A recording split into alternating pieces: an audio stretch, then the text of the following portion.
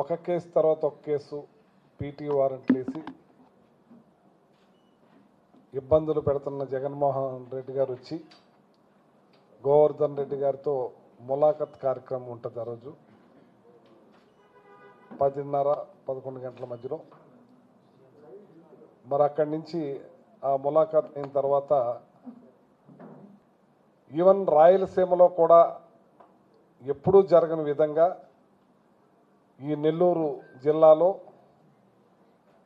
ప్రసన్న కుమార్ రెడ్డి గారి ఇంటి మీద 200 పైబడి దౌర్జన్యకాండ సృష్టించినప్పుడు ఏదైతే నల్లపరెడ్డి శ్రీనివాసరెడ్డి గారు ఉన్నారో ఆయన వైఫ్ మరి పెద్దావిడి ఆ ఇంట్లో ఒక్కావిడే ఉంటాం.